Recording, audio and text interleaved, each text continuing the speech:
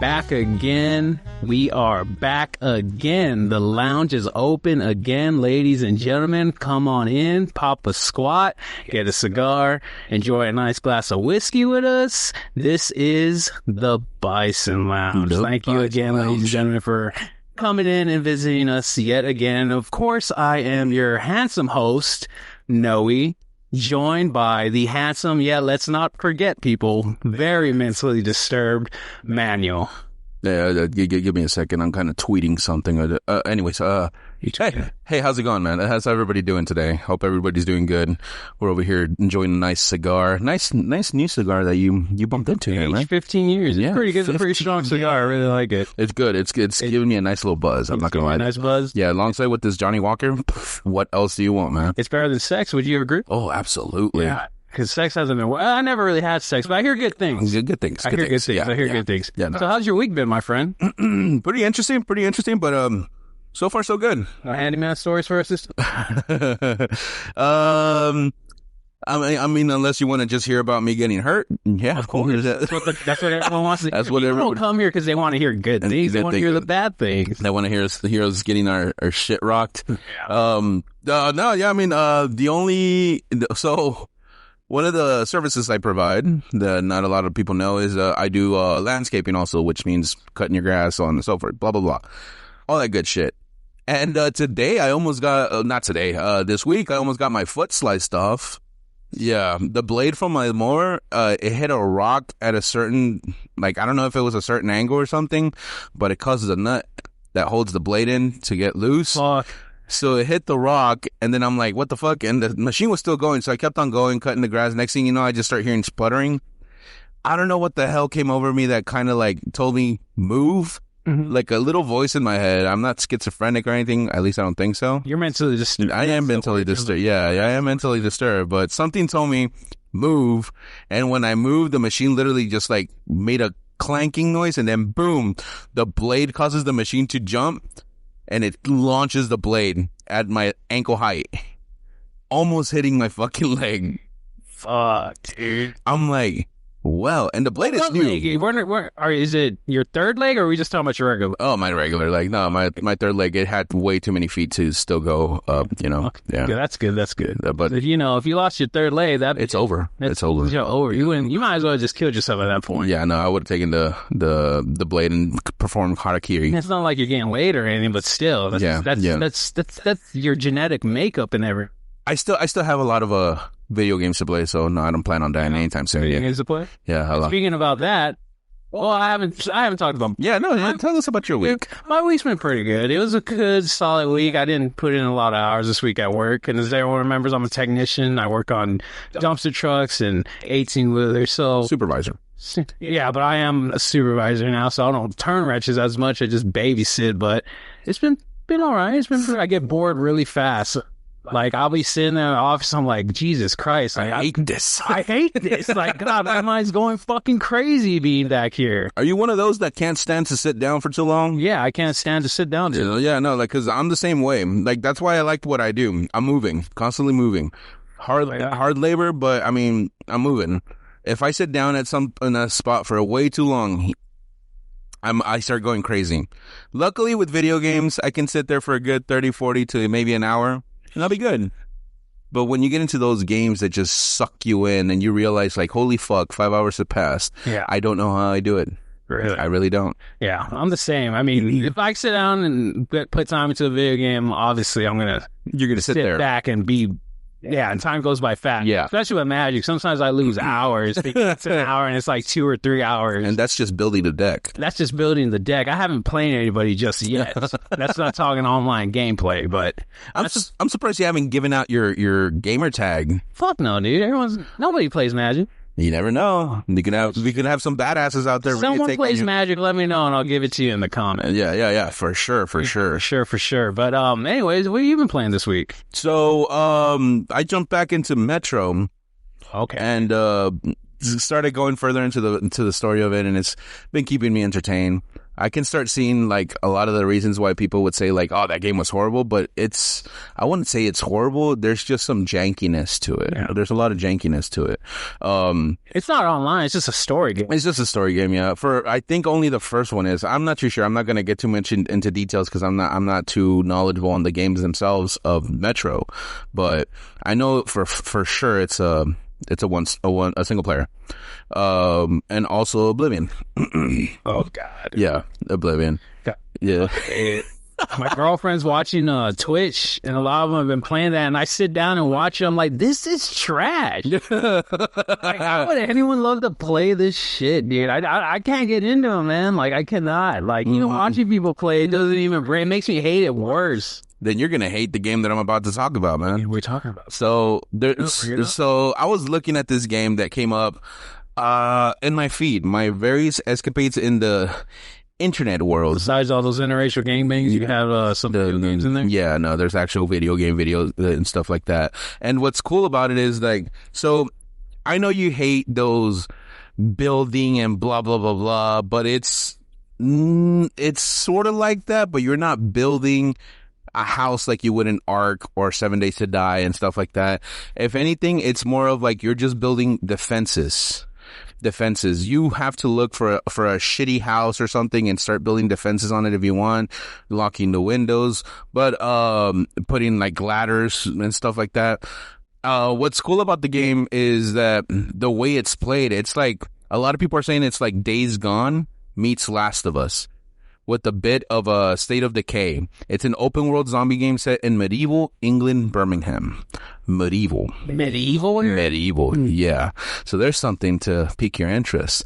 It kind of piques my. Sorry to cut you off there. No. It kind of piques my interest, but here's my thing: zombie games died for me a long time ago. With what game? It was that era of Left 4 Dead and during that era there was like Dead Island, which I did play. It's Dead Island, right? Yeah, there's Dead Island. Yeah, Dead Island, which I did play and I did enjoy, but not enough to beat it. But that was around the era I was done with zombie games, because I used to play a lot of zombie games when I was a kid. Like, take Resident Evil, which if Resident Evil came out with a new zombie killer game, then of course I'm gonna play it. Yeah. I'm gonna play it. I love Resident Evil regardless. But yeah, like what zombies ate my neighbor. Zombies ate my neighbors. Like I was into zombies back in my younger years. When I got a little after high school, like Left 4 Dead was probably the last zombie game I really enjoyed, and Part 2. Those games were great. And I think we talked about it before.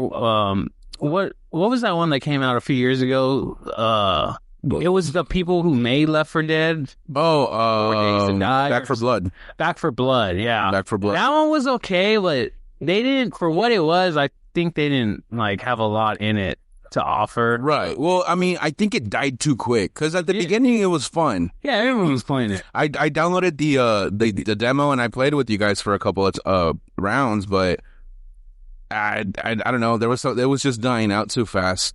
But going back to the game that I'm talking about, it's called God Save Birmingham. God Save Birmingham. Yeah, God Save Birmingham. That's a title. That's a crazy title, right? Like it's crazy, and I think there's a demo out right now. But basically, the coolest thing in this game is that it's got like physics-based mechanics. Okay. So let's say, for example, how I was saying, like you have to build your own little fortifications. If you walk into like a little barn or into a house, what I saw in the gameplay videos is that you can pick up these things and put them in front of a door, and it's going to make it harder for them to get inside. And these doors are those types of physics that you just walk into them and they open. You don't have to turn a knob or anything. Turn a knob. Yeah. How poor the village was. Yeah. So you can put like a bunch of like little debris in front of it to stop it, and it will stop the zombies. They'll have a hard time getting in unless they break it. Another thing that I saw is this guy, he had gone to the second floor of a house, and there was a massive gap. And the only way he was going to get across was he laid down a ladder, used it as a bridge, got to the other side, removed the ladder, and all the zombies were just falling to the first floor. It looked pretty dope. It looked pretty cool. Like just seeing like the guy standing there. He had a hatchet. That's the only weapon he had. A small little hatchet. Small hatchet. But keep in mind, they're saying that it's like Days Gone, and Last of Us. So the hordes are massive, dude. Massive hordes. Yes, those Days Gone hordes that you would see like just chasing you on the bike. That type massive. I never played Days Gone. It was pretty interesting though. I heard it was pretty good. It was good. It was fun. It was just tedious. Really, very tedious. I managed to like level up my bike and everything to like the max sled settings, and sometimes even then I would have a hard time getting away from the hordes. Really? Yeah, it was a good game.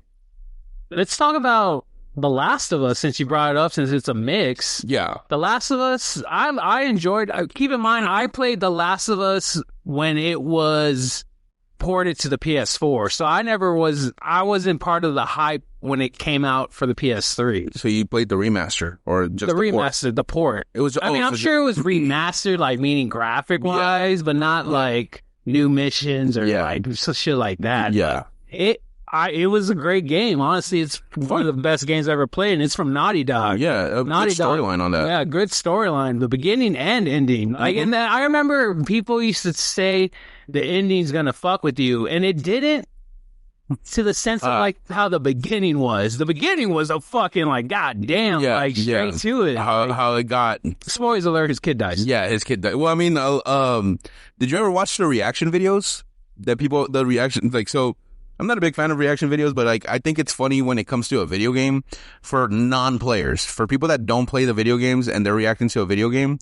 It's kind of entertaining because a lot of them get like so invested to it. If the video game is so good, they get invested to it, and that's what a lot of people were doing with The Last of Us. When his daughter died, a lot of people reacting to the game started crying. Yeah, they started crying. I heard that too about people. People were crying. Yeah, no, the people started crying. Yeah, he got no guts, no balls. No, but it's crazy because that's good. That means that the game itself has a pretty good way of like sucking you in. That's what a good game is. It's a good story. Yeah, a good story. Not only that, it gets you to feel like that. Especially that type of like atmosphere, you know, seeing your daughter get shot. Yeah, and then you're just like, fuck, dude, like I can't do nothing to save her. Yeah, but overall, I think Joel's probably one of it's Joel, right? Joel, yeah. I think Joel's maybe one of the best video game characters out there. Not top 5 best, but he's a memorable character. Yeah. Which, if you know, I never played part 2, but thanks to the internet, I know what happens to him. Yeah. So it was a big fuck you to everybody. It was a big fuck you. It was to me, it was a stupid way to you know. Was it good though? Considered a good game overall? People said like I heard mixed reviews. Yeah, they gave it its praises, but a lot of people said like the story in this one was not as good as the first. Is there a lesbian sex scene in there? I don't know about a sex scene, but I think Ellie turned out to be lesbian or something like that. Really? I think so, because in the first game, if you play the side or the DLCs, I think it's a DLC or just a side mission, she kisses another girl. Oh, really? Yeah, so I want to assume. Last of Us went woke? Woke? I don't know about that. That is? I don't know about that. I don't think so. No? No, I didn't. No, I think she was just les. Did you play part 2? Yes, I played part 2. I didn't finish it. So it wasn't that. I got bored. I got bored. Yeah, the storyline didn't suck me in. The gameplay was fun, but it didn't suck me in like the first one. I started getting bored. I started like I'm just doing the same thing over and over. So I stopped playing it. But the first one for sure was good. Good, yeah, of course. The first one was a masterpiece of its own. But going on to what I played, so everyone, yes, I'm still playing Wukong. Mm-hmm. But I will say this, I finally beat the third world. Finally? And the last fucking boss, it took me almost 2 days. Who was the god you fought? He was a big fat Buddha guy. Oh, fuck. Yellow Brow, I think his name was. Yellow Brow, man, fucking dude. Throughout, man, so I picked it up yesterday, meaning like I started playing it yesterday, and dude, I played hours and I could not beat him. And then today, I woke up in the morning, jumped on it, fucking could not beat him for like ever. And then finally, I put the game down because I was so frustrated. Then later, I finally beat him. And then thank God that was the last, because I never really know who the last boss is. Yeah. So the chapter's done. Yeah. That's when you know. Yeah. And I finally beat him, and fuck you, Yellow Bra. Mm. And like, god damn, dude, but I'm glad to say that I'm finally on the 4th world. So give me my props, because people are probably like, dude, it's been like almost 2 months. You're still playing. You're still in the third. You're still in the third world. It's still playing the same shit. But one thing I wanted to talk about in October, which I'm stoked for. I think we talked about Ghost of Tsushima before. Yes. Well, Part 2's coming out, but it's called Ghost of Yote. Yeah. It looks really good. Yeah. And it's coming out in October, so I'm pretty hype about that. Yeah. Well, I mean, speaking of games that are coming out, what about that GTA? Oh, I'm glad you brought that up. I'm glad you brought that up, because GTA got delayed, if anyone doesn't know. If you're living under a rock. Up to what? 2026. 2026. And it was supposed to come out this year, right? And this month. This month? This month. Yeah, it was supposed to come out this month, May. Wait. Yeah, no, I think it was supposed to come out this month.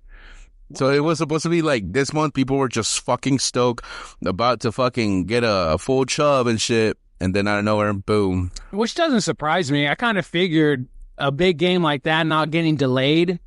Big games get delayed all the time. Yeah, I know. What big game do you know never got delayed? Shit. Well, back in the Nintendo 64 era. Oh, that's a different era. That was a different fucking era. We're talking about now we're in the era of the internet and downloadable content, updates, and exactly. all that type of shit. Like, it's like they don't finish the games anymore. They let updates do that for them. They finish the game as we play the fucking game and complain about it. Remember back in our day, games used to come out complete? Completed, yeah. And you didn't have to buy it for new characters. You didn't have to pay them. And you used to, like, just look up codes online and get the codes. Cheat codes. Cheat codes. What was your cheat code website? I think it was called Cheat Planet or Planet Cheat. Yeah, Cheat Planet. Cheat Planet, right? Cheat Planet, yeah. Cheat Planet, man, that's where I always went for all my cheats. Now the way you cheat is by using your debit card. Yeah. Well, nowadays the cheats ain't what they used to be. Back then you would cheat by saying, like, putting in a code, and guess what? Now you have all the weapons and stuff like that. And you play the game with all the weapons, or God mode. Now cheats are fucking like, get a full magazine of your AR. Like, that's a cheat. That's a cheat. Like, what the fuck? That's a shitty cheat. That's a shitty shit. Like, the only games that I remember like religiously cheating on was Grand Theft Auto. Of course, everyone cheated on Grand Theft Auto. That game was meant to use cheats. Yeah, three Vice City and San Andreas. Oh, 3, man. That's where it was at for me. I was always cheating. Yeah. Everybody hates me. Yeah. Everybody's trying to... Yeah, dude. Like, and so my go-to cheats that are like stuck in my head to this day are the all weapons cheat, all 3 sets, and then the Hot Ring Racer. Hot Ring Racer, what's that? The Hot Ring Racer is like, so in Grand Theft Auto 3 they didn't have it, but Grand Theft Auto Vice City, there was a level where you would ride on a super fast car, like faster than the Infernus, faster than like the Banshees and stuff like that. That was just racing. It was just a racing game, like a sort of like a NASCAR car. And you had a cheat that you can summon the car, and it was the fastest car in the game. Fastest, yeah. And I would always summon that anytime that I wanted to start playing a mission or whatever, or just drive around. Summon the Hot Ring Racer and just drive around Vice City. They ported it over to San Andreas, and in San Andreas, I don't think they had a Hot Ring Racer like racetrack. I don't remember it, at least, but you could use it in the streets and stuff like that. You can use it in races. So in a sort of way, you kind of like cheated in the races. But they ported it over to that. Then in the Grand Theft Auto 4, they got rid of it, of course, because I remember the cheats in the Grand Theft Auto 4 were the phone numbers. Phone number? I never played 4. Yeah. Was it? Yeah, so it was in Liberty City, and the way you would do it is you pull up the phone, dial a number, and boom, you got all the weapons. What? Dial a number, boom, you got money. Dial a number, yeah, that's the way it was. It's a little unique in a sense. Yeah. Well, I mean, I felt like in 4 you didn't have to cheat because they gave you the ability to take cover. Take cover? Yeah, like you press the button and you like leaned up against the wall automatically, you know? Well, I mean, 5 did that too. 5, and I'm pretty sure they're gonna have it on 6. Cover mechanics. The cover mechanics, yeah. That's what Dead Space 3 did. I was like, why are we having? Yeah, Dead Space 3 had cover mechanics. No way. Yeah, they did. They had cover. They had cover mechanics. Who the fuck is shooting at you? There's in part 3, you go against the fucking crazy religious people that are all for the marker. Mm-hmm. So like, there's moments where you have shootouts with them, and you had cover. You had to Okay, that makes kind of sense, but like in the first or second Dead Space? there was no cover. Okay. Fucking, man, what the fuck are you gonna do? Take cover with a fucking crazy necromorph chasing after your ass, like hulking fucking thing that just rams through shit. Shit, the last thing you want to do is cover. You better shoot those feet. Yeah. You better shoot them legs. And then just rip off their thing with the stasis. Yeah, and just shove it through their fucking, that shit's so dope. I love fucking stasis. I like what they did there. Like, you ran out of fucking ammo, you still had fucking stasis. Just use your stasis and impale them. Yeah, exactly. I love fucking Dead Space. I know I talked about it plenty of times, but I don't care. I love Dead Space. It's a good game. It's the best game. I love Dead Space. I think 3 is the only one that we played online together. Yeah, 3 we played online together. We played online. Co-op. It was co-op. And was there a 4? No, there wasn't, right? No, they made the remake, or it's somewhat remake. It's a reboot remake. It's a remake because it's a remake, but it's now open world, I guess. No, it's not open world. Well, I thought you could traverse back to. You could go back in segments, but it's not open world. Like I'm gonna go over here and collect some pebbles and use them for inventory or some bullshit like that. Yeah. Oh, you know shit. It's not open world. It's the same as part 1. It's just there's a few side missions. And it's the side missions just give you extra background stories of like your girlfriend who you go there to pretty much try to save, and then turns out in the end she was really dead. Yeah. Well, I mean, you find that out at the end of the first one. Yeah. And the reboot, yeah. Yeah. You find out at the end. And not the reboot, but the OG, you find out she's dead, ain't it? Yeah, at the end. You don't know she's dead in the beginning. You think she's alive. That's why you're there. Well, you're the engineer that's supposed to fix the issue. Yeah, but your girlfriend's also there, too. She was supposed to be there. Yeah, she was supposed to be there, which she kind of was, but not really. I don't know, man. That's fucking crazy. It's a fucking mark. It's a clusterfuck. It's a clusterfuck. But one thing I wanted to tell you, and this is a quick segment, inflation's a thing these days, if you haven't heard. Yeah. So Microsoft just decided, hey, because we're Microsoft, they're going to charge their consoles $100 more. Mm-hmm. Which to me is a big, Sounds about right. Why? I don't know. Demand for who? Dude, I rarely meet anybody who even owns an Xbox. What is the new console called anyways? It's not Xbox One. Series S or Series X or something like that. I don't know. I stopped because the one after 360 was the one, right? Xbox One? Yeah, the DVR. Yeah, and that's when I stopped playing Xbox. Yeah, no, I know our buddy Isaac bought it, but then he didn't like it, and then he bought himself a PS4. That's what happened with me. Yeah, I got one and I hated it. Got a PS4 and I never regretted it. I never looked. The only game that I liked on it was Killer Instinct. Yeah, that's the only game that was the only game I fucking rocked was Killer Instinct, dude. I was a hardcore Killer Instinct guy, especially for the Xbox One. Until you went up against Glacius, a Glacius player. Fuck Glacius, I hate Glacius. But I was a Thunder, and my side character was Skeletor. Not Skeletor. I was like, oh God, it's fucking killing me right now. God, I'm gonna let you figure it out. God, it's pissing me off right now. Who is it? Oh my God, I'm so fucking son of a bitch. Dude, I can't believe I can't remember. I can't fucking remember what his name was. It was the skeleton, the pirate skeleton. Yeah. Nothing. I'm upset with myself. Spinal. Thank you. Thank God. I was like, what the? Why Skeletor? Yeah, I was like, just imagine it. Just like having Skeletor in there. Just fucking, God damn it. Oh, fuck. But, so, that was actually one of my mains, Spinal and, what's his name? The ninja Jago. Oh, Jago? Ryu. The Ryu of Killer. Yeah. Orchid. Orchid who? Orchid. Oh, Orchid. Yeah, Orchid. It was pretty good. I would pick her more than Spindle, though. Yeah. Yeah. Spinal, sorry. Spinal. I would pick her more than Spinal now that I think about it. So I guess I can say that Orchid was my main. Because she was my main in the old school Super Nintendo Killer Instinct. Old school? Man, I used to play that shit. Killer Instinct was actually my first Super Nintendo game. Really? Yeah, when I got a Super Nintendo, that was it. And I ain't gonna lie, it kind of scared me as a kid. Really? Because the cover and everything, it was black. It was a black cartridge. Mm-hmm. And I remember playing. I mean, I played. It was a fighting game. I enjoyed it, but it used to scare me as a kid, the characters and stuff. So, you remember the characters in the original, right? All the characters in the original? I can't remember. not their names, but you have if I saw like the werewolf, the raptor, and all that stuff.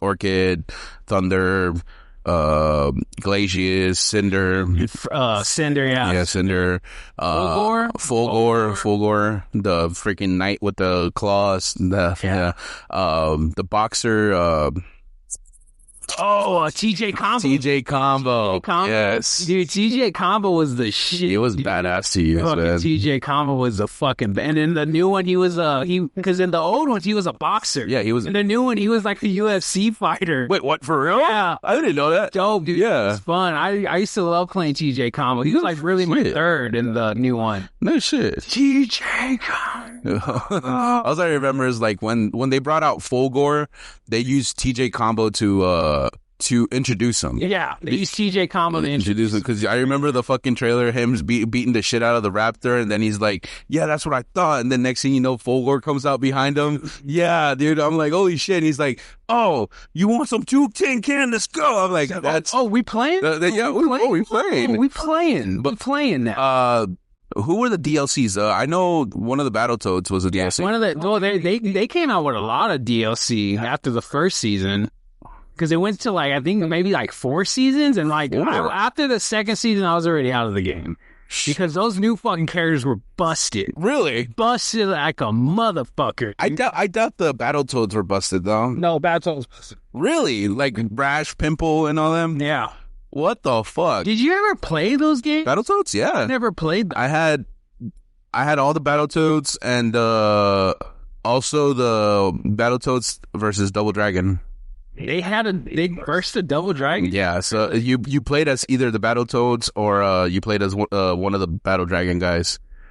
It was fun. It was a fun game back in the day. Did you were you a fan of Double Dragon back in the day? Oh, absolutely. From the NES? What do you think was better back in that day, the NES? Contra or Oh, dude. Double Dragon? That's our fucking versus right there. Contra versus the Double Dragon. Fuck, dude. I'm gonna go with Contra. I'll go with Contra. Because, I mean, I liked Contra, but, I mean, the only Contra that really sucked me in was Contra 3. Contra 3? Contra 3 on the Super Nintendo. Yeah. That's the one I played. Yeah, because I had the first one on the NES. Then they brought Contra 2. Then Contra 3.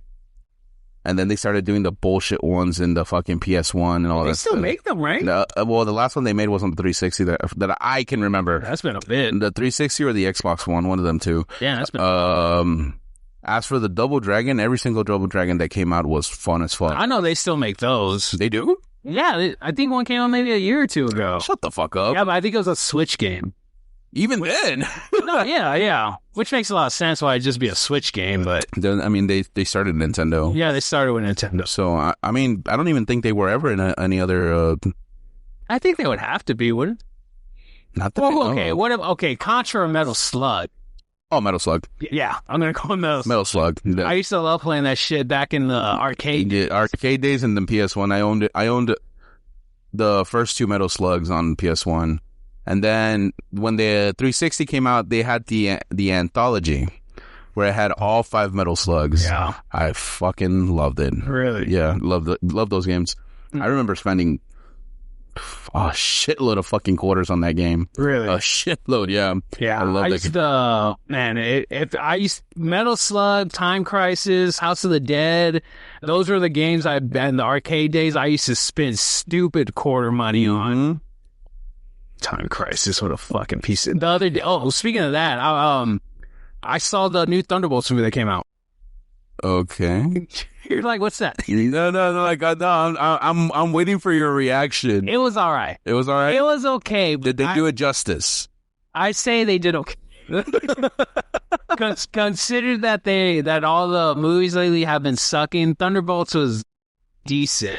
A lot of people are saying it's one of the best movies for a while, but I wouldn't say best. That's what I've been seeing online. I wouldn't say riveting. Best. The movie was riveting. Like, nah, was it really? But the main character, the girl, the sister of Scarlet Witch, I like her. Yeah, I like that accent. Really? There's something about it. I think I'm gonna say the sister's better than Scarlett Johansson. I'm gonna say that right now. You can note it down. I'm gonna say that. Interesting. Everybody's always been Scarlett. I never really Okay, she's not ugly. Oh, no. There's no way in hell she's ugly. She's not ugly. She's beautiful. But I never really understood the hype behind her. It's like, take Angelina Jolie back in her prime. Everybody wanted a piece of that ass. And like, I was just like, I don't see it. I wasn't a fan of Angelina Jolie. See? Nothing against her. Even her as Laura Croft. I did not I didn't like it. I didn't dig it. Like, I mean, does she look good? Yeah. But I don't see the hype behind her. No. I think it's just in the name. And maybe because she was a big. She had big puffy lips. Oh yeah. You know, she been leaving some bad, fucking marks. Some suckle marks. Mm-hmm. But I wasn't the Tomb Raider movies. I wasn't a fan of. No, the Resident Evil movies I wasn't a fan of. Of course, not the Resident Evil movies. Like even when they brought Chris, Jill, and all of them, Wesker into it, I tolerated it because I saw Wesker. But I was like, no. Well, and did you see the last one that came out where it isn't with Mila Jovovich? It's with like Leon, Chris, Wesker, Claire. It's like, it takes place in the Raccoon City outbreak. Yeah. So we already, Jill's there and Chris, but their story, as we know, was in the mansion. They weren't part of technically Jill was in part 3 because she was part of the Raccoon City outbreak. But Chris wasn't. Chris wasn't involved in that. Yeah, he was. No, he wasn't. Wasn't he Delta Squad? No, he was Bravo. He was Bravo Squad. I thought they were saving Alpha and Bravo. No, they're saving Alpha. That's why they went to the mansion. Right. Because Alpha disappeared. And that's the story behind Resident Evil 0. And I know I sound like a nerd, but let me just put some common sense. Nerd out. Part 1 took place as Alpha, which was Chris, Jill, Barry, Wesker. They go to find What about Alpha. Forrest? Forrest was their team. He was part of their team. Yeah, he was part of their team. Yeah. And, just to cut the story short, because we're talking about the movie that just came out, Chris wasn't part of it. He was part of the mansion story. He wasn't part of the Raccoon City. That's right, because they leave in a chopper. Yeah, that's right. In a chopper. That's right. Jill somehow ends up in the city anyways. That's part 3. But Leon and Claire are the main characters of part 2, so they're part of the city outbreak. 3 is happening at the same time. Yeah, three's at the same time. Yeah. But they're just different areas. Different areas. But in the movie, like I was saying, that came out I want to say it's been like 3 years. It hasn't been that long. Right. Wesker's in it, and the way they do Wesker, the actor who played him, I'll give him that. He has the look. He had the look, but how it pissed me off at the end because it was at the end too. Mm-hmm. It was like they were trying to give you fan service, but it was a shitty fan service because this is what they did. That it wasn't fan service. Yes, it wasn't fan service because obviously, like in the video games, he does turn. You find out he was working for Umbrella the whole time. So at the end, he essentially dies, but he doesn't. And at the end, the Umbrella agent shows up and, recruits him, but he hands him his glasses and then he puts them on. So that's how he got his iconic look in the movie. And I hated it so much because he had him already. Yeah, he had him from the very beginning. In the beginning, he didn't have him in the movie. They give it to him at the end, and it was the shittiest fucking fan service ever. I mean, I like what they did with him on, what's it called? Marvel vs. Capcom 3. So I don't know if you ever read the comics that were in the game. No, I never read the comics. So when the whole Capcom and Marvel universe fused, they actually the villains started colluding with each other. Of course. And of course, you see a scene where Wesker is dissecting a zombie and shit like that, and he's talking to MODOK. MODOK. Yeah, and he's talking to MODOK through a fucking screen, and he's talking about how we have to. I need time for my research. We need to make a better virus, and I'm gonna need the power crystals and so on and so forth, all that bullshit. But one of the things that I like that they put in the game is when you fight as Wesker, and I don't know if you ever noticed the detail that when you get hit, it breaks his glasses. Yeah. So when he takes enough hits, the glasses break. But if you taunt he pulls another set out and he puts them on. Yeah, he's just like, please try harder. And he puts them on. I fucking him, dude. And the cool thing about it is, like, when he wins and you still have the glasses on, he makes a comment saying, these glasses are more expensive than your worthless life. Damn. And I'm like, God, it makes you wonder, how much are those glasses? He probably had poor Nigerian kids form that shit from the coal mines. The ones from Resident Evil 5? Yeah, the ones from Resident Evil 5, yeah, kids formed them from the Nigerian mountain mines and all that. Jesus Christ, dude. Like, all I know is that I love those little details when they add them to the video games. Like, because the Marvel vs. Capcom 3 did a really good job on pulling a lot of details on every single one of their characters. Yeah, 3, after that, they sucked. What was it? Infinity? Infinity or Infinite? Yeah, like... It's fucking garbage. I heard it was shit. It was shit. And I wanted to love it, too. It was a shit. I think they were trying to go back to what 1 was. They were, but it failed miserably. It failed because people got used to the 3. Yeah, people got used to the 3 characters. Like, why the fuck? And then not only that, they used the exact same roster. Like...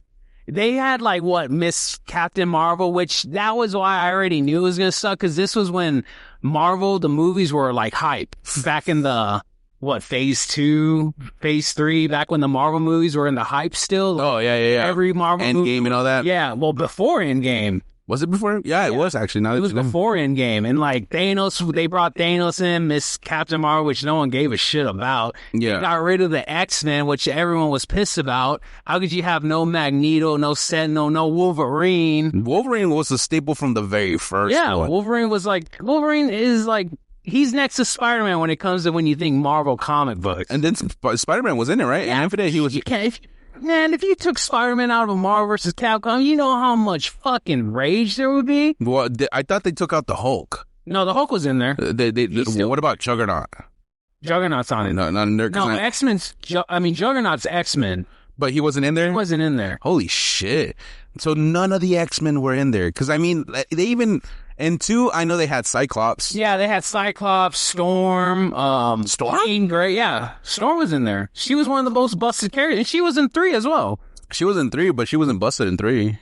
No, she wasn't busted in 3. And 2, she was busted. Really? Yeah, she was a fucking busted character. Holy shit, I didn't know that. But yeah, no, they took out all the X-Men in Infinity or whatever you want to call it. Because I know Mega Man was still in there. Zero was in there. Zero was in 3. They brought him back in Infinite. Yeah, wait, Zero was in 3? Yes, he was. Yeah, yes, he was. Mega Man. Mega Man wasn't. You can get a skin. Yeah, they had a skin, but they don't. I don't know what the story is behind that, but they won't use Mega Man again in Marvel vs. Capcom for some reason. But they used him in Infinite. Was he in Infinite? I thought that was Zero. No, but you had both of them in Infinite. Are you sure? Mm-hmm. Oh, okay. Well, then maybe I'm wrong. Because, I mean, they brought him in Smash Brothers, so, I mean, that's something. Well, I mean, Smash Brothers included Capcom. That's why, because you still had Ken and Ryu. Yeah. And they added Atlas because you had Joker. And I don't even know I don't know those characters. It's from Persona. Those. Yeah, but I mean, but they didn't even put Crash Bandicoot. They couldn't at least scrap up some change, Nintendo. You know what's funny? And sorry to sidetrack, I saw this thing where they were saying how rich Nintendo is. Because remember, Nintendo's already rich from video games. Yeah, no, absolutely. They have iconic, but you know what else, right? One of the things we talk about on this podcast a lot, Pokemon. Mm-hmm. Like they're fucking in the shit. Maybe I'm sure they're in the billions because I saw this study where they said if Nintendo were to go bankrupt right now, it would take them till 2060 something to actually lose all their money. Yeah, because I mean they got so much revenue coming in, like so much from different fucking things. Yeah, I mean Mario Land, Super Mario World. Oh yeah, that's right. The theme park, theme park, dude. Yeah. I'm actually saving up because I was thinking of taking my kids to Japan. Really? For December. Is it over there? He does a surprise. No. Oh, shit. Nah, I don't remember. They have to have something. They got a lot of attractions like that. Like they have a whole Pokemon Center. And I really wanted to take my kids to Akihabara and all that stuff. Like show them around Tokyo and all that stuff. Everywhere around Tokyo. But when I started seeing the prices, I'm like, dude, what the hell's going on? And because of those stupid influencers that are there just causing chaos in a fucking place that doesn't accept those types of things, they're implementing a tourist tax. A tourist tax? Yes. You want to explain that a little bit? So from what from what I was Is it a tourist tax at this theme park, or is it everywhere in Japan? It's going. It's if you're a tourist, you're gonna get a tourist tax. Wow. And it's basically causing everything to cost almost double to tourists. And I get it. Why? Because of those idiots that are just causing chaos over there. You have influencers going over there and disrespecting shrines, disrespecting like landmarks and stuff like that, doing stupid shit to the locals. And then they get in trouble and they're all like, no, we didn't know. But then, of course, Japan's going to be like, then why the fuck don't you do your research and then come fucking visit? How are you going to go to another country and fuck shit up? So that kind of has me on the edge, because back in the day, for like, let's say me and you were going to go, with $2,000 that we saved up each, we'll be set for a fucking week. Really? I still want to go. That's part of my bucket. Yeah. It will be set for a fucking week, dude. And we'll be eating convenience store food. Convenience. Yeah, no, dude. No, that shit slaps. The shit looks like it slaps, but I'm not a fan of noodles. That's my problem. No, they have like sandwiches, they have like little subs, they have like burgers and stuff like that. So like they have a lot of stuff that you can choose at a convenience store. And the cool thing about it is like crime is low over there.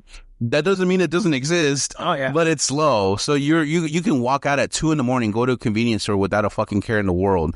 You'd be pretty stupid to let your guard down completely, but I mean, it's relatively safe. Now, the sightseeing over there is fucking amazing. Oh, fucking amazing. Now, the reason that's one of the places I want to take my boys, but because of that whole tax thing, I was gonna save up at least $5,000 so we can go in December. $5,000 that would get us our plane ticket for us three, me and my boys, round trip. Be over there for like a weekend or maybe even a week, and we'll be living in an Airbnb, no problem. Enjoying the fucking sights, enjoying the places, and still come back with souvenirs, dude. Still come back with souvenirs. But like looking at that tax, I don't think it's gonna happen. Maybe that guys. Where's those Japanese big titted women? The Japanese goth dummy mommies. Yes, you're fucking.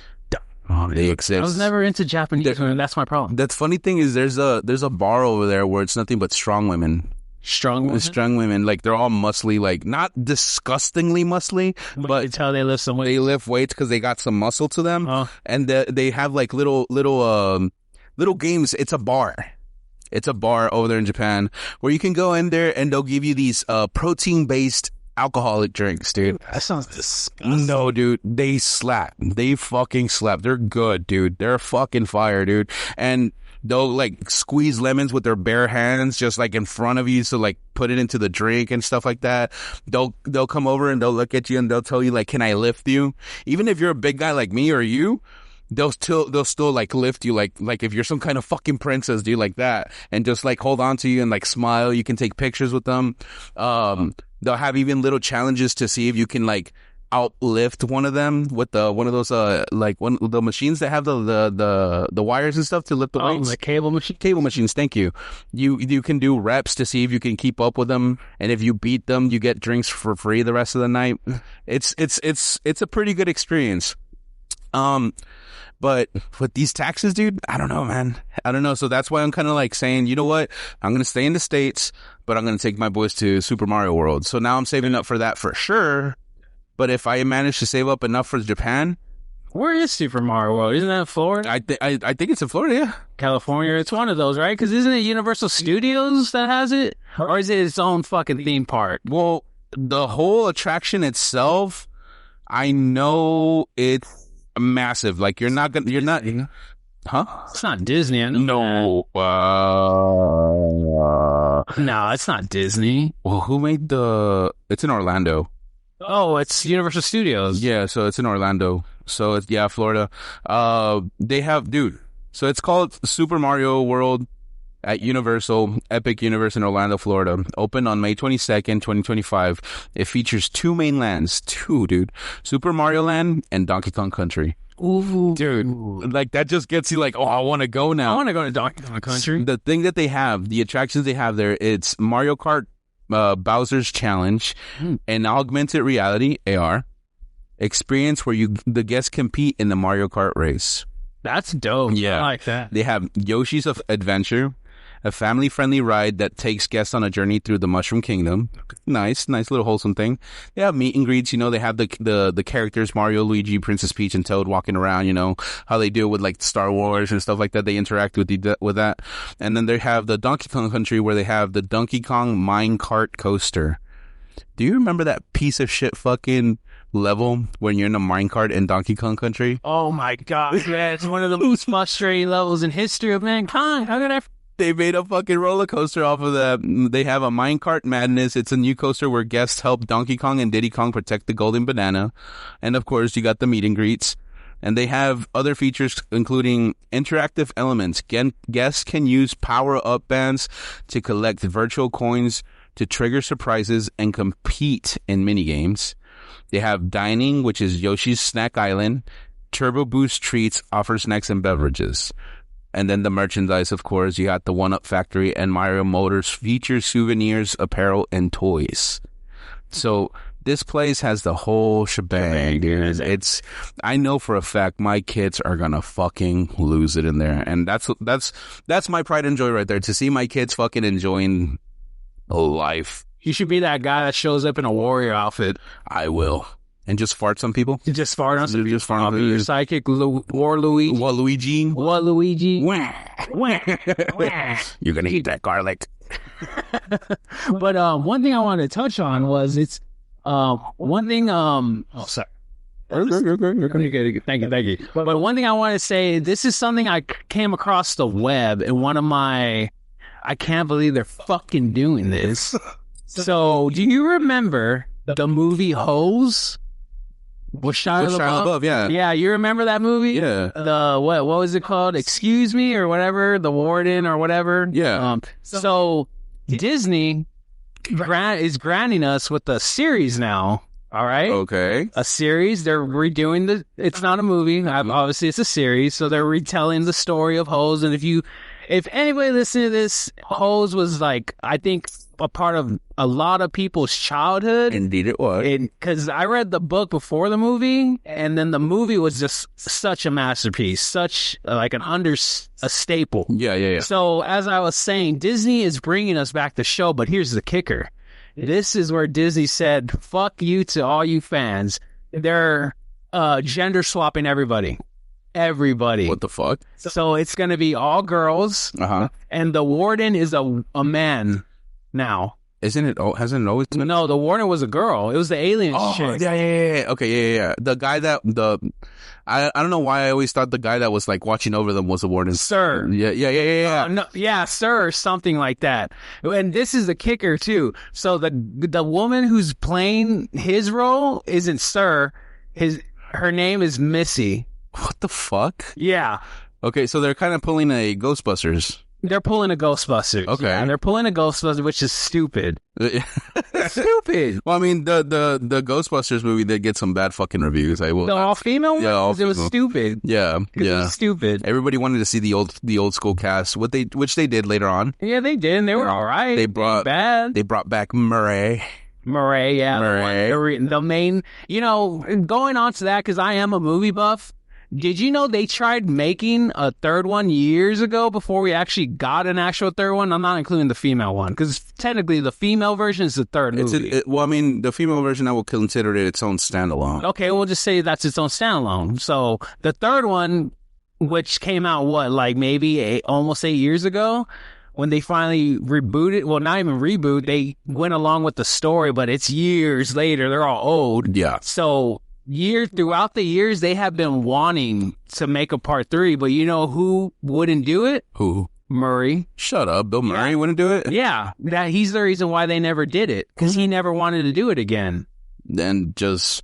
And what happened was that one actor died. And I think he wanted to just say, you know what, for him, we're because hold back. It was him and, not Murray, the other guy, Dan Aykroyd, yeah. Yeah, they have been making a script for years, and during high school era, you remember the early Mike, Sarah, Seth Rogen, that Superbad? Yeah. Those actors, they were supposed to be the new team in the third one. Let me get this straight. Michael Cera.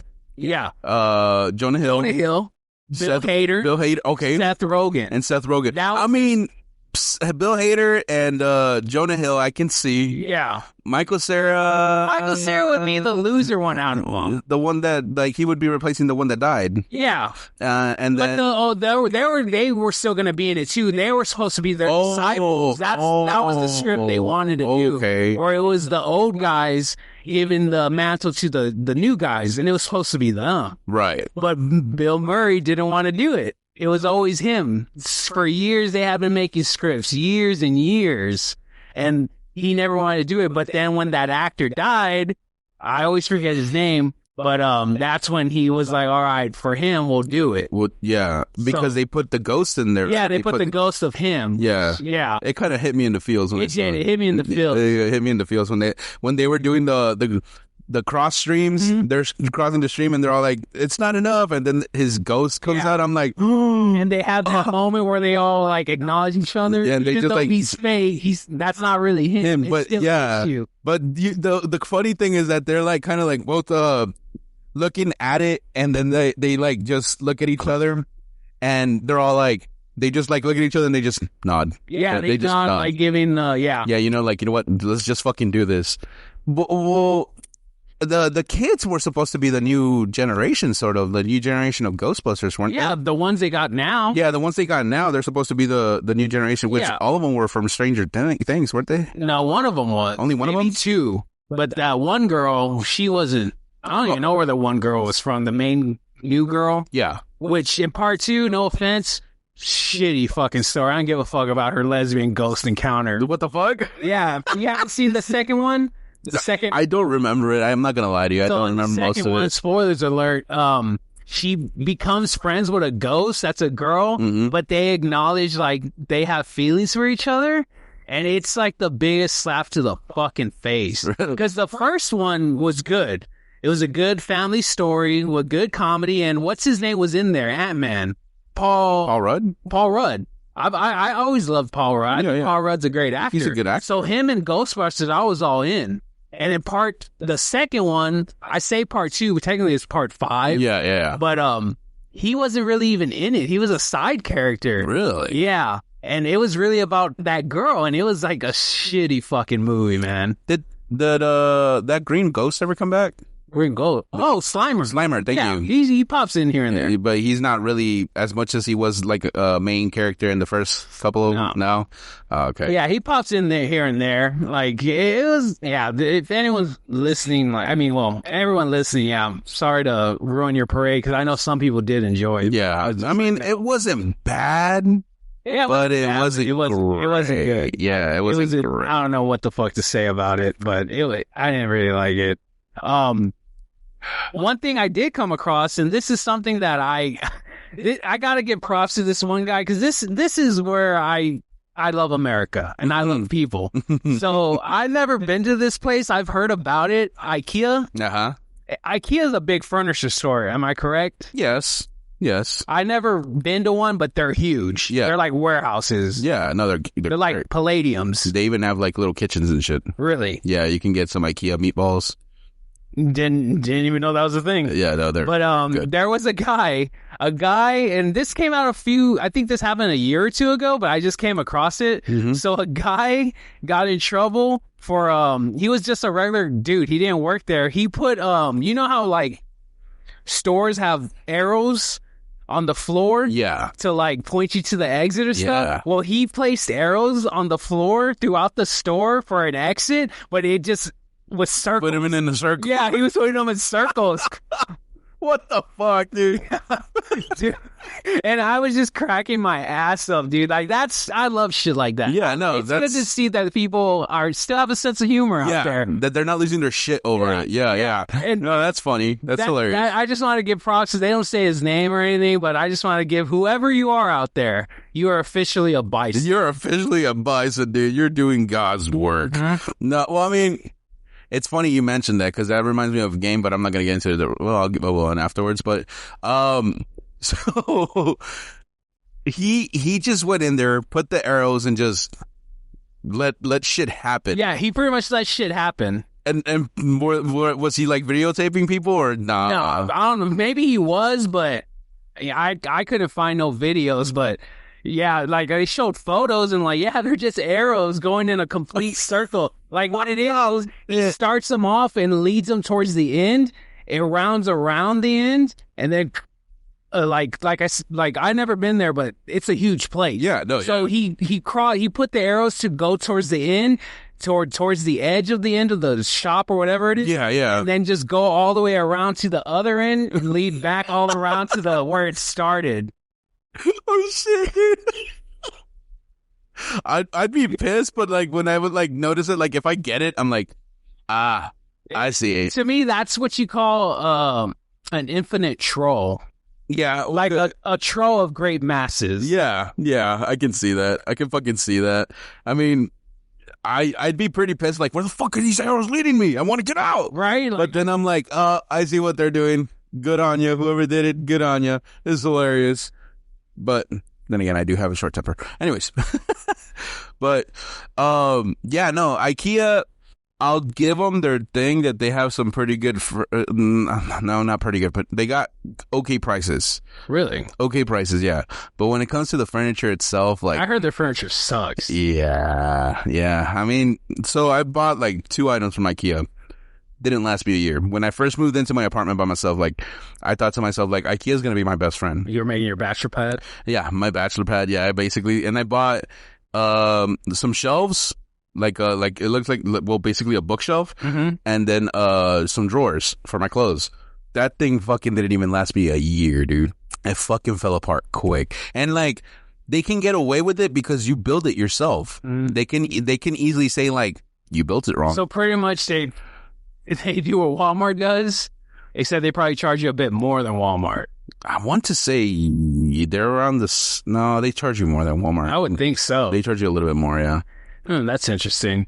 But, I mean, like I said, I've never been, but I just thought it was a funny story. And speaking of funny stories, I wanted to talk about our Versus segment because this seems to be something the internet has its trends of Versus and let's talk about It makes me angry, dude. It makes you angry? Well, hold on. Let's tell the people what we're talking about. Yeah. You've been living under a shelf and you haven't been on the internet. There's a trend going around, and it is 100 men versus 1 gorilla. Unarmed men versus unarmed men. Unarmed men versus silverback gorilla. A silverback gorilla. Yeah, who would win? And in my head, I'm just like looking at these fucking videos of people actually fucking thinking that there would be a strategy, dude, that, oh yeah, no, absolutely, there's 100 men, go get 20 on each arm of that gorilla. I'm like, y'all fucking do know that a gorilla can easily lift 4 tons, right? Dude. 4 tons. So if you, let's say 20 dudes are not going to equal 4 tons on one arm. So it's easy going to chunk y'all off. Dude, that's scary. To me, like, the gorilla's going to look at it as a game at the beginning, but once they see, like, one of them gets that one punch into the gorilla's face that just pisses it off, it's over. It's fucking over. Because, okay, well, how would it even start? Because, okay, let's say you had 100 men and you had 1 gorilla. Yeah. Like, you just opened the door and right there you have 100 guys and 1 gorilla. Well, you gotta understand. You gotta understand. Gorillas are fucking territorial. So I know. The moment that it sees 100 guys in its fucking space, it's gonna start bopping some heads, dude. Dude, to me, it's like, let's just say I was part of this 100 men, which I would not volunteer. Like, you'd have to like do some like we'll kill your family. Like, we'll kill your family. Like, I mean, I know on the last episode I said I'll do it just to say that I was a part of it. But of course, if I had the ability to get the fuck out of it, dude. I know I jokingly said it last time. I'm like, yeah, no, I'd love to be in it. Like dead on the floor. Like, fuck you guys. Yeah, fuck you guys. I'm playing dead. But if I had the ability to get out and say like, nah, I tap out, I'm out. Like, yeah, I'll be in it just to like watch around. Like, let me see how he gets that. He ripped them in half. Yeah, no. Hey, I'm tapping out, by the way. I'm out. yeah, no, I'm out. To me, as soon as it started, I'd be like, well, who's going first? Who wants to try the guy out? The fuck, I ain't running up on him. I would not. I'd be like, all right, like, who's the first 10 men that are going? Because I ain't. He's going to be the scapegoat. Yeah, situation. Exactly, dude. Because, I mean, that gorilla's going to get to 20 men in the first fucking minute. The only chance we have is tiring them out.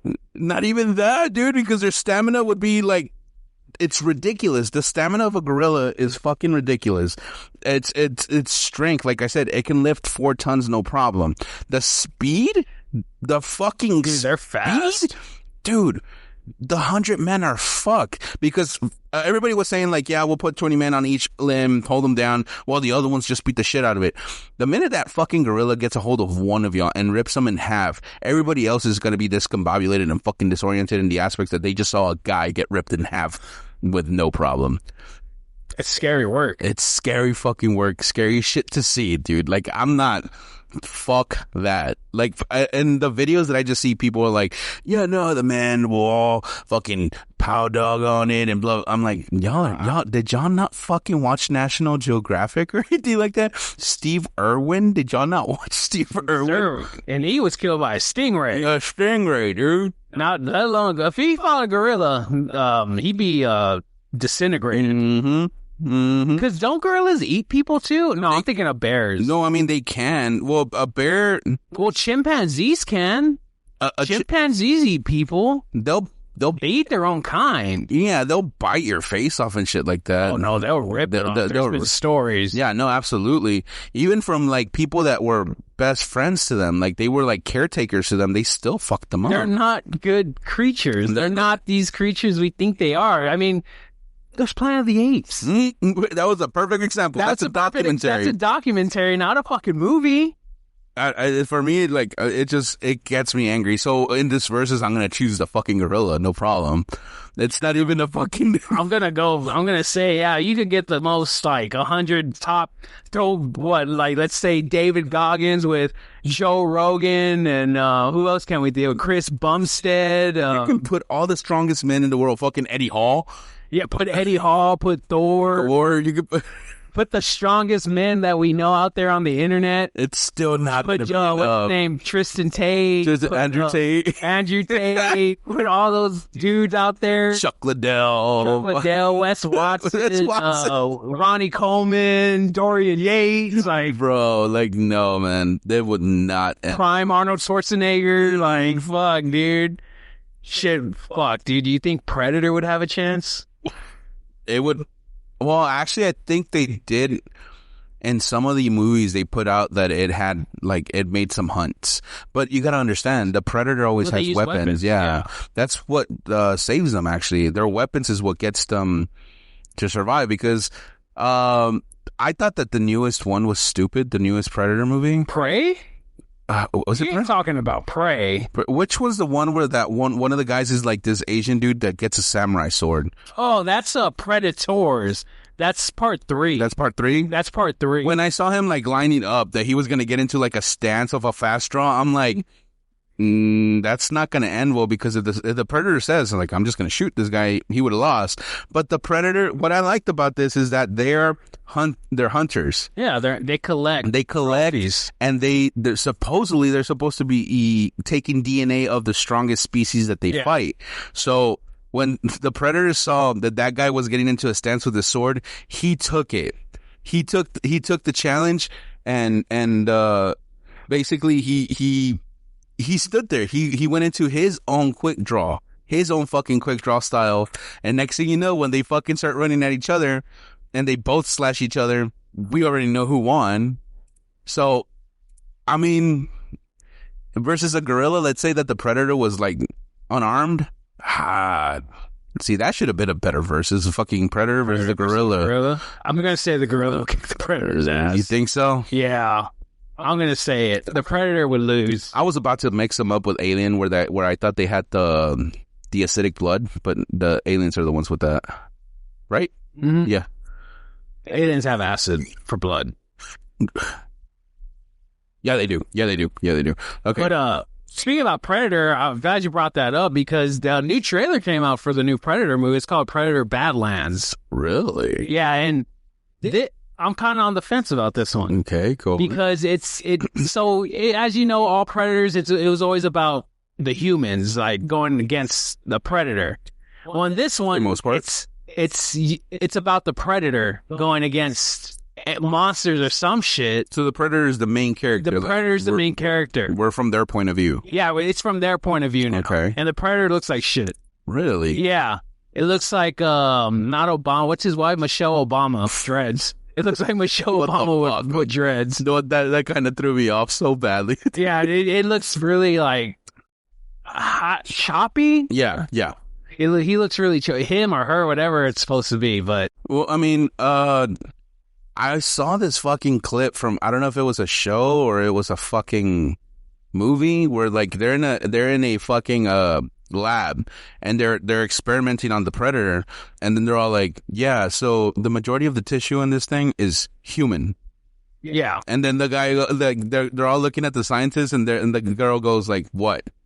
Well, let me guess. Y'all are trying to find out if it fucked a human. Yeah. And all of them were like, yeah, we're trying to find out. Did it fuck a human? Yeah, that movie sucked. Yeah, like, I was like, Predators movie sucked. I was like, what the fuck? Really? Like, that's the route we're gonna fucking go down? But of course, we all know that the Predators take the DNA. Yeah. They take the DNA and they, like, make better hunters and stuff like that. So here's a little Easter egg that they did put in the trailer. So in the trailer, they, like we said, they go against, like, strong animals, humans, aliens, whatever, and they have a trophy room, which is usually the skeleton. Yeah. Not the skeleton, the head, The skull. Well, they show a trophy room in this new trailer, and in the center there's a skeleton of an alien, but not the alien from Alien versus Predator, not that alien. It's the alien skull from the aliens from Independence Day. What? Are you serious? Yeah, and that's what's making that movie get a lot of buzz right now, because of that. So they're implementing that. They kicked their asses. And that it's the same universe. Yeah, well, I mean, like, in all honesty, those aliens lost against humans. They did. They lost against humans. They lost against Jeff Goldblum, really. Was it Jeff Goldblum? Well, because he was the one at the end. If you remember, he hacked their system so they could get the kamikaze guy, because he was the one who sacrificed himself to blow up. But he wouldn't have been able to get up in their ship if he didn't their system. Because I was gonna say, you also had Will Smith that punched the shit out of the alien. That was funny. And he's welcome to America. Welcome to America. Something Earth. Like that. He's like, welcome to Earth. Yeah, welcome to Earth. Like a badass. The fuck out of it too. Crazy. It's crazy because Will Smith punched a fucking alien, but he slapped Chris Rock. Yeah, I know, right? He couldn't have, like, punched Chris Rock and said, like, welcome to my fucking world. That's such a crazy trend. Do you remember that trend? That shit was all over the internet. Yeah. It blew the internet up. It was... But at the end of the day, versus, I'm going to go with the gorilla. Yeah, the gorilla. That's the like 100 men versus the gorilla. I'm going with the gorilla. Yeah. No, for sure. If anybody has any, like, intake or opinion about it, let us know so we can laugh at you. So we can laugh. I might even bring it up in the next one and be like, huh. What a loser. No, like, I love when people comment on our stuff, man. No, me too. Giving us their point of view on certain things and what they're playing. We all love to hear what you guys are playing, because a lot of y'all have said that y'all are playing some old school game that just brings back fucking memories, man. One guy was saying he started playing Vice City again. Vice City, yeah. City. Red Dead Redemption and stuff. Redemption. Yeah. So you guys, like, keep on commenting. Y'all help us out like that. And but talking about fighting and stuff like that and shit, I want to get into this story that, like, I saw on the internet that just cracked me the fuck up. Spill it. And so the story is, this kid, well, a guy broke into a home, right? He broke into a home. He was going to do some damage, and he was going to, steal, kill if need be. Well, this kid eliminated this intruder with a fucking kick, a back kick. It just, like, legit, a straight up just, he leaves a thief unconscious with just one kick to the face. A kid, dude. A kid, and everybody's calling this kid the Shawn Michaels kid. Yeah, the Shawn Michaels kid, because he literally gave him some sweet chin music and knocked him the fuck out, dude. According to, like, the report, it says that the kid was heard the noise of the intruder breaking open the front door, to where his family reacted of, let's all hide, let's get away, let him take whatever he wants. This kid said, no, fuck that. The dad didn't know that the kid walked away. The dad was busy getting everybody into the room until he realized, like, where's my son? To where when he looks the kid going down the stairs, he sees the intruder coming up, yelling at the kid to get the fuck away. The guy had a machete in his hands. Whoa. The guy had a machete, like he was gonna hack it. He was pointing at the kid with the machete, and the kid's like, "You need to get out of my house." You need to get out. And the guy's like, just laughing at him, like, "Oh, what are you gonna do about it?" Bam! Kid just like launches a fucking kick to his face, knocks him the fuck out. That kid's been training for something. That kid, that kid was probably trained to kick his own dad's ass. Right. That was his fucking. That was him showing his dad. Who's next. The man of the house? Who's the man of the house? Who's going to make the bread now? Yeah, who's making the bread now, pussy? Dude, okay, so congrats to the kid. Yeah, no, that's not like that kid's getting mad pussy for the rest of his life. For sure. The mantle of his whatever town, whatever he's from. But that thief is a laughing stock. He came in with a machete. And he got his ass kicked by his ass whooped, dude. By a kid. That dude's wife or girlfriend, whatever, is probably fucking that kid right now as we speak.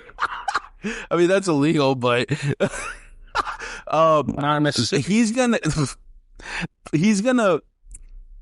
go to jail, and everybody's just gonna laugh at him. They're just gonna laugh at his ass, just like, you got your ass kicked by a kid. You're pathetic. You're fucking pathetic. That is pretty pathetic. I'd be ashamed. Granted, I wouldn't rob no one's house, but shit, if a kid fucking drop kicked me in the face, dude, I'd give up. I'd hand over my girl to him. Yeah, no shit, man. Her. That kid's a bison right there. Yeah, that's a bison. That kid's a bison right there. Sadly, he's underage. We can't give him a drink. Or a cigar. No, neither. Sad. But I mean, I think this was in South America. Oh, South America. That makes more sense. No kids in here don't know how to fight. Yeah, no. So I'll kick you at Fortnite. I can kick your ass at Fortnite. I'm cracked at Fortnite. Fuck you. But yeah, no, this is something I just wanted to throw out there because this shit cracks me up, and I wanted to give everybody a fucking giggle out of this because that is fucking sad, dude. Like, I just imagine him walking out with the Shawn Michaels song, "I'm just the sexy boy, and then bam, just kicks the guy's ass. But that's my funny story, but I do want to get into the spooky shit, my friend. Of course. I love the spooky stuff. The spooky stuff. Let me ask you this, knowing. How many haunted items do you know about? I really only know Annabelle. Okay, good. That's actually a good one because I was on my usual internet escapades and stuff like that, just searching the internet for shit to talk about. And I came across this little, this video that talks about some of the most haunted objects in the United States. Okay. I'm gonna try and see if I can do it like in fucking alphabetical order or anything like that. But like, I mean, for example, they say that this place in Alabama, so shout out to Alabama, there's a place called the Dead Children's Playground. And then the locals there claim that ghost children from the cemetery play there. There's a cemetery nearby, and the kids that are in that cemetery, unfortunately, play there at night, especially around this one rocking horse that in the middle of the night, people that have passed by there see this horse that, you know how it's on a spring, so you have to put some weight onto it for it to move. It's going back and forth, rocking hardcore, like if there was somebody actually riding that fucking horse, going back and forth with nobody on it. And they say that they'll hear giggles, they'll hear kids, like if some kid, you know how when kids are running around, they're yelling and stuff like that, they'll hear noises and voices like that. And it's called the Dead Children's Playground. Alaska. Oh, Alaska has the haunted dolls of the Red Onion Saloon. What the fuck is that? Yeah, the Red Onion Saloon. And there's haunted dolls in this place. They're believed to hold the energy of former workers from the saloon's brothel days. Wow. Because apparently in that area, in that place, a lot of those girls got murdered. And they believe that those dolls are possessed by those murdered women. Really? Yeah. Now, let's move down to Arizona. Shout out to Arizona. You guys have the cursed mirror at the Hotel Monte Vista. And it says, a woman reportedly died in that room, and her spirit is said to appear in the reflection. Guests have reported faces behind them that vanish and cold breath on their necks. Really? Yes. I thought I was going to say haunted mirror because like, if you step in front of it, it'll be like, you're fat. You're fat.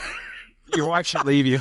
I don't think it has to be haunted because I walk in front of a mirror every time and it tells me I'm fat. So, but here we go to the next one called. Oh wait, it's in Arkansas. Shout out to Arkansas. The haunted painting of the Allen House.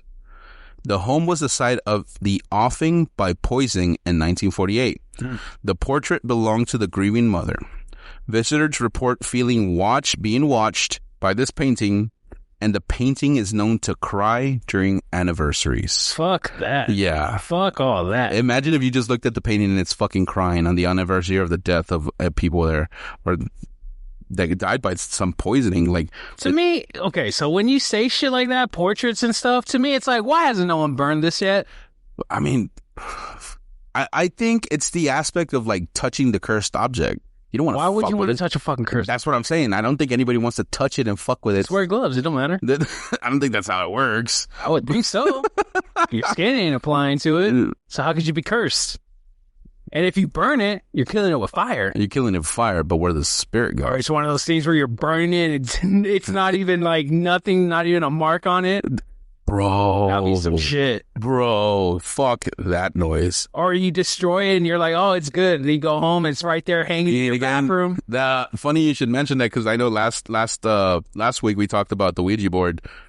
I had some friends that would talk about how when they play with the Ouija board, they were told that after you're done with it, get rid of it, burn it, don't let it back into your house. And they said that they burnt it in a trash can. Next thing they know, they find the Ouija board back inside their house. That's interesting. You said it yourself that you don't fuck with Ouija boards. I don't fuck with that shit. I thought they were gonna say like we heard loud noises from mom and dad's room at night. Yeah, I thought that's what they were gonna say. They were just wrestling. They were just getting back to this. California, shout out to California. There's the Myrtle's Plantation mirror. Oh, you had me at fucking plantation. The mirror reportedly holds the spirits. Can't even talk, of the Whaley family, some of whom died tragically in the home. Faces have been seen in the mirror's glass, and photos often capture unexplained shadows. People that have captured these unexplained shadows are then followed by the shadows, even off the plantation. Fuck that. Colorado. I know you've been to Colorado. I've been to Colorado plenty number of times. They have the haunted piano at the Stanley Hotel. Fuck that. I ain't playing with no fucking piano. Flora, wife of the hotel founder, loved playing the piano. After her death, guests still hear it play by itself. No, fuck that. The keys move without touching, especially around 3 a.m. Jingle all the way? Jingle all the way. And then, of course, your personal favorite in Connecticut, shout out to Connecticut, Annabelle the doll. Who doesn't know what's about Annabelle the doll? A Raggedy Ann doll said to be possessed by the demonic spirit after being gifted to a nursing student in the 1970s. Damn, that old fuck. The Warrens claimed it moved on its own, wrote notes, and even attacked the man who mocked it. Yeah. This reminds me of another doll that I'm going to get into in a little bit. I got a couple of these, so bear with me, the guys and ladies that are listening. Let's move on to Delaware. Shout out to Delaware. The haunted chair at Rockwood Mansion. I've heard of that one. The haunted chair? Yeah, I've heard about the haunted chair. Said to belong to a family member who died suddenly in the home. If you sit in the chair, people say you'll feel intense sadness or be pushed out. Fuck that, dude. Then we have Florida. Shout out to Florida, the Devil's Chair. This is something that I've actually wanted to visit myself. This mourning chair for people, because it's built by the graves. That's why it's called the mourning chair. So people sit down and mourn for their loved ones. Was built in the 1800s for people visiting graves, but local legend says the devil himself sits there at night. It is said if you sit in it at midnight, you'll hear whispers or feel something sit beside you. Not me. Hawaii. Shout out to Hawaii. Hawaii. That's cursed objects. Yeah. The Night Marchers War Drum. The fuck is that? The Night Marchers War Drum. Night Marchers are ghostly warriors who roam sacred paths at night. A drum from their rituals is said to carry deadly spiritual energy. If you hear drumming in the distance at night in the mountains, run or lie down in submission. Fuck that. Yeah, dude. yeah. Idaho, where my Idaho people at. Shout out to them. The Haunted Mirror at Old Idaho Penitentiary. This has a lot of fucking mirrors. I remember just looking through this. I'm like, that's a lot of fucking mirrors. Well, they say mirrors lead to another. Or the portal to the underworld or something like that. Yeah. And, a prisoner reportedly died violently in the room. The mirror remained untouched since. Reflections in the mirror sometimes appear distorted or show shadows that aren't there. Illinois. Shout out to them. The music box from Bachelor's Grove Cemetery. Found near a child's grave, it supposedly plays faint lullabies with no visible mechanisms. Paranormal teams have recorded music playing when no one's around. Moving on to Indiana. The Cursed Doll at Rhodes Hotel. Shout out to Indiana. Linked to a child who died of illness in the hotel.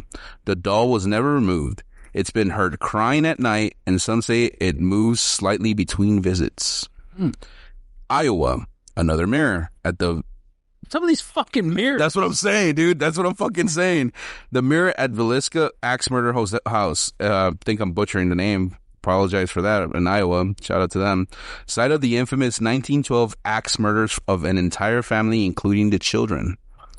Visitors report seeing blood in the reflection or faces watching from behind. Kansas. I know there's a lot going on in Kansas. Isn't that where the four-way road is where you meet the devil to make a deal? I believe it's... But this one has the haunted painting of Sally House. The girl reportedly died during a failed surgery, and her spirit is vengeful. People who look at the painting too long report headaches or scratches. Oh, fuck that. Yeah. Got 2 more to go. I got more videos of this, but we'll continue this in another episode if people decide that they like to hear about this stuff. Kentucky. Shout out to them. The doll at Waverly Hills Sanatorium. Guests bring balls and toys to interact with Timmy. Some get moved or thrown. A doll reportedly disappeared during a tour and was later found in another wing. Louisiana, last one for this section. Louisiana. Can't leave out Louisiana. Yeah, you can't leave. Yeah. Shout out to Louisiana. The cursed ring of Madame Lalaurie. Was that Voodoo Witch? I don't think so. A ring she reportedly wore during her reign of terror is said to carry her dark energy. Holy fuck. Legend says anyone who finds or wears a ring experiences madness, visions, or violent outbursts, and some believe it's still hidden inside the mansion. So it's basically a my precious. And I'm going to leave it at that for right now about the cursed items around the U.S. There's more, but there are 50 states. But that's one of the things like that I have found alongside some of the most haunted places. But here in Texas, I'm going to name probably 4 of them and leave them for some other time. There's 4 places I'm going to mention right now. And if a couple of y'all live near there, feel free to tell us about it, because there's a bit of information about these places, but not a lot. For example, in Corpus Christi, Texas, they have the Nueces County Courthouse. The abandoned Nueces County Courthouse is a hotspot for paranormal enthusiasts. Visitors have reported eerie footsteps, disembodied voices, and shadowy figures, adding to its reputation as one of the most haunted places in Texas. Then they have the El Paso High School. Really sad. Known as the Lady of the Hill, on the hill, El Paso High School is infamous for its hauntings. Stories include a ghostly girl who leapt from a balcony, mysterious mist-filled hallways, and a class photo from 1985 featuring an unidentified translucent figure. Then we have our own hometown, San Antonio. Okay. Manger Hotel. Everybody knows about that fucking hotel, dude. Established in 1859, the Manger Hotel is renowned for its paranormal activity. Guests have reported encounters with over 30 spirits. 30 fucking spirits. Including former chambermaid Sally White and Captain Richard King. Even President Teddy Roosevelt is said to linger in the bar where he once recruited his Rough Riders. What the fuck? Yeah. Then we have number 1, and near Dublin, Texas, McDowell. McDowell is steeped in legend, notably the tale of Jenny Papworth, who was murdered along with her faint infant son after witnessing a crime. Locals report sightings of a woman floating above the water, sometimes holding a baby, and unexplained cold spots in the area. I'm going to tell you right now. Would you be down to visit some of these places now? I'm down. I'm not going in. Well, what the fuck? That's the point of visiting. I'm not going in those places. Why not? Because fuck that. Why not? Because I'll be fucking cursed. Me knowing me a ghost is gonna want to curse me. He's gonna want to try and grab your ass or something like that. Firm, nice young man right there. He's built like a fucking Ford truck. I'll just say, so here in Texas, I know, of course, Texas changed. These ain't ghost stories. These are more like murders. In a sort of way, yeah. There's Texas Chainsaw Massacre. Well, that was based on somewhere else. But that was here in Texas. No, it was not actually. What was it based on? It was based on somewhere else. It was on the murders of on some another state. It wasn't in Texas though. Okay. Because they said that the guy that committed it, the I guess the disabled person. I want to say it's disabled because he was treated differently because of the way he looked. But it was somewhere else here in the United States to where to this day, I don't know if to this date today, but they saw him visiting his parents' grave. He was never arrested because remember how in Texas Chainsaw Massacre, how it ends? The cop just showing up and then he gets killed by the maniac? Yeah. Well, they never caught him. They never caught him. He was still on the loose and there were sightings of him visiting his parents' graves to leave flowers. Which is crazy. So, I mean, sorry to burst the bubble of a lot of people, but the Texas Chainsaw Massacre wasn't really... Probably piss off a lot of people. Yeah, I know. Killing a lot of dreams. Well, what about the famous one? I know it's not here in San Antonio, but the famous devil one, the club one, with the goat leg, the goat leg devil, the handsome man pants with, which I always find weird because every older, like elderly person I ever met tells you that story, and they were somehow there that night. Yeah. They were all magically there that night. See, the funny thing about my grandma says that. Yeah, no, my grandpa told me that story too. But the funny thing about it is that it was always said that it was in a club here in San Antonio. Then you go to Dallas, they say it was a club here in Dallas, and so on and so forth. But I don't know if I should tell the story for the people that don't know it. Yeah, tell them. Okay. If y'all love my voice that much. We all do. But so basically to make the story short, there was this woman who was out there in a club, in a bar. She wanted to go out, have some fun. And she was a beautiful woman. Beautiful. Everybody wanted. She wanted. Everyone wanted to tap that. Everybody wanted to tap her. Everybody wanted to dance with her. Well, she was telling a lot of people no until this one very, very handsome man came up to her and asked her to dance. She was ecstatic, ecstatic because he was apparently so fucking handsome. Yeah, he's a handsome young man. So she says yes to the man. So they're dancing all night, having a good time, dancing around, so on and so forth. And she's loving it. She's falling in love with this guy. Then she says that on one of the dances, she says, like if I was there, see, this is how like a lot of the stories are made. Apparently to her, she accidentally stepped on one of his feet, but to her it felt weird because it didn't feel like a foot. It felt different. Yeah. To her surprise, she looks down and she finds that one of his legs is a goat leg, and the other one, I've heard so many different variations. Like chicken leg? A chicken leg. The other one was a chicken leg. It was a rooster leg and a goat leg. And then there's other variation where it said one of them was a goat leg and I think they said a monkey foot or something, or a monkey paw or something like that, and the variation where it was just both goat feet and stuff like that. So she notices that and she freaks out. So she starts running out of the freaking place, freaking out. People don't know what the hell's going on. And apparently he gives her chase. So as he's chasing her, she's freaking out, running away. But she gets to a certain point where she realizes, she turns around and she sees that he's stopped. And that's where the story comes into what the scary thing is, because it's always about a certain club where you're at. Like, I don't know. Let me just throw out like a random bar that we have here called, like for example, Speedways by where I live. Speedways. She ran out of Speedways, and the devil, I guess, she realized it was the devil because he had horns. he stops at a certain distance and she got away.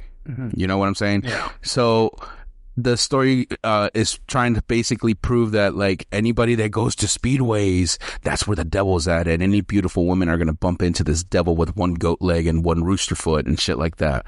And it can only chase you up to a certain spot to kind of like scare people, thinking that every time that they pass by fucking speedways, there's a chance that the devil's going to fucking catch them.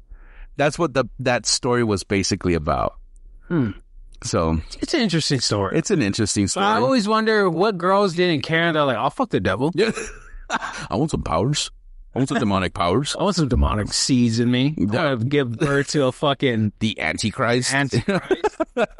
Well, I mean, speaking of shit like that, I mean, there's another thing that I found online is things that, like, well, now that you mentioned women that wanted, like, do shit like that, they basically talk about scary games that girls used to play at sleepovers. And it's crazy because some of them kind of catch you off guard. Was it see who fingers up one girl last? Yeah. I think that's one of them. No, basically, so they tell you, like, games that you can play at a sleepover that are kind of scary. Like, for example, one of them is called Play Sarah Sarita. Okay. Sarah Sarita is a game that originated in Mexico. Of course it's cursed. And is one of the more risky paranormal games to play. The game requires two people. The players should sit on the floor opposite of each other. Both players should be handed a coin. Once you have the coin, ask, Sarah Sarita, may we play your game? And toss your coins. If both of the players get heads, it's a yes. Both of the players get tails, it's a no. If the players don't get the same, it's a maybe, and you have to toss the coins again. Once you're allowed to play, you can start asking Sarah Sarita questions and toss the coins to get a yes, no, or maybe. Once you're done, ask, Sarah Sarita, may we leave your game? And toss your coins until you get a yes. A lot of people think that Sarah Sarita is a demon, and others believe it's a spirit of two girls that died and are now cursed to play that game forever. It's a lesbian couple that died. Possibly. Girls. Possibly. I don't know if Last of Us. And another one, it's called the cat scratch game. Oh, God. I know there's a lot of people out there. Sounds sexual as fuck already. Well, I mean, I know there's a lot of people out there that don't like cats to begin with. So, Yeah, I'm one. but basically the instructions are, in order to play the game, you need at least two people. If more than two people are in the room with you, that's okay. Person one sits upright on the floor or a couch. Person two will lay down with their head in person one's lap. If more than two people are in the room, they should sit in a circle around person one and two. Person one has to rub the person two's temples as if they were an animal being petted. Person one will then start to recite one of two stories. Story one. There once was an old lady who owned a cat. The cat was very nice. It meowed and purred. One day, the cat got hit by a car and died. Cat scratch, cat scratch, cat scratch. The old lady got a new cat. The cat was very mean. It hissed and clawed. Cat scratch, cat scratch, cat scratch. One day, the cat got hit by a car and died. The old lady decided not to get any more cats. Cat scratch, cat scratch, cat scratch. That's one of the stories that you have to recite. After the story is told, person two should get up and reveal their back. If done correctly, 2 to 3 scratch marks should appear on their back, but the person will not feel any pain. If no marks appear, try the game again, but with the story player one did not read. And it says the game is best to play at night because of its fear factor. If you will yourself to believe in this working, there is a high probability that it will end up working. The marks usually fade fast, so there's no real harm in playing the game. But it's just the fear factor of it. Like, how the fuck did I get those scratches? But those are the two games that I saw that people are fucking playing. Interesting. In sleepovers. I didn't even know people still had sleepovers. I thought sleepovers died a long time ago. That's what I thought so too. That's what I thought. But apparently people are still doing them. I mean, Yes. this is my very escapades in Reddit. Oh, okay. You read Reddit. Of course Yeah, it's fake. it's Reddit. Well, I mean, you never know. You never. I mean, I also saw the thread of like the cursed dolls around the world. Of course, one of them is Annabelle. Then you have the Okiku, a doll in Japan. It was basically a large doll that's a boy bought for his baby sister. The baby sister died at 3 years old from a sickness, and her family were so distraught they put the doll on Okiku's altar. Soon they noticed the doll's hair was longer than usual and realized it was actually growing. Oh, fuck that. Believing their daughter's spirit was in the doll, Okiku's parents took the doll to the Meneji Temple, where she is still kept today. The temple owner reports having dreams of Okiku telling him to not let her hair get too long. He gives the doll a trim every month. Yep. Then you have, where is this? Oh, Singapore, the Barbie doll temple. Damn. Barbie doll temple? Yeah, it's called the Barbie doll temple. And, it is a shrine to an 18-year-old girl, German girl, who, according to local legend, died on the island during World War I while fleeing British soldiers. A simple shrine was built at her gravesite, and her spirit is worshipped to this day. A local from the island kept having dreams of a young white girl telling him to buy a specific Barbie doll from a specific store to put on her shrine. He went on a search and finally found the exact store he saw in his dream and the exact Barbie doll on display. This Barbie is now a permanent addition to her shrine. Then, of course, you have Letta the doll, which is basically a possessed doll that moves on its own. They even had an interview where, like, the person that owns the doll had the doll right between the interviewer and the owner, and you literally see the doll like turning to the interviewer slowly, but it's slowly yeah. I burned that bitch. That's what I was saying, dude. And they also in Brazil, and this was where it doesn't say. Oh, in the UK. This is in the UK. Then there's one in Brazil that almost looks like a Chucky doll, but his face is all distorted. But apparently it has a sharp plastic piece holding its head. So like it's the head, and under it, so they can be put into any other body, there's a sharp piece to where they said that they found this doll, that it's basically the doll's spine, but they said that they found it at various murder sites to where the doll was implanted into the person's head. Wow, fuck that. Yeah. That's... You wouldn't want to meet any of these dolls? No, hell no. I burned those motherfuckers. Robert the doll? No, hell no. You know who Robert... I know who Robert the doll is. That creepy looking fucking with no face sort of looking doll. I don't know about no face. It has 2 dots as eyes. Yeah, that's what I mean. Like, he barely has a face. Yeah, it has like a little smile and like a sailor uniform. Yeah, that's Robert the doll. But like apparently like people that insult it or mess with it, they get cursed. Oh, get cursed? They get cursed. And you have to send a letter to Robert the doll. Yeah, to like for him to forgive you or leave a piece of candy at where he's at. That's it's that crazy, dude. That fucking crazy. But that's what I found in my Reddit escapades. Yeah, you gave us quite a fucking story there. Yeah, and I gave you quite a couple. Quite a couple. You gave us a whole goddamn man. I did a whole segment. I mean, I like to say congratulations on your deep, dark secret. All that. It seems like you got some problems. Like I said, you're mentally disturbed. I am disturbed, my friend. God damn. I wouldn't mind meeting some of these dolls. I'm sure you wouldn't. Which one would you meet? Which one would you want to if you had a choice? I've always wanted to go to the Warren Museum, so I guess Annabelle. I was going to say the same. If I ever did decide to do that, I go to the Annabelle. Yeah, Annabelle, because I mean it's your most famous one, I guess. Or that fucking clown hotel that's famous. I think it's up in Nevada. You know what I'm talking about? I've seen so many videos on that fucking hotel, and I just think it's all bullshit. You think so? I think it's all bullshit. But imagine staying in a hotel that's based around nothing but clowns. That's some weird shit. Yeah, no, I'd probably buy myself one of those clown noses just for the. You pull it off too. Thank you. Call it Manuel the Clown. I'm gonna be called Giggles. Giggles. The Mexican clown. Giggles. The Mexican clown. He screams like a mariachi in the middle of his set. I love it.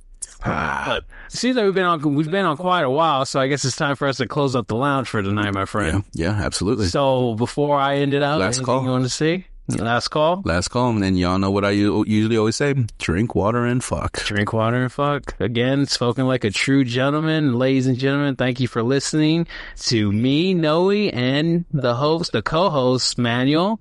And thank you for listening to the Bison Lounge, the podcast about everything and nothing, as you just heard.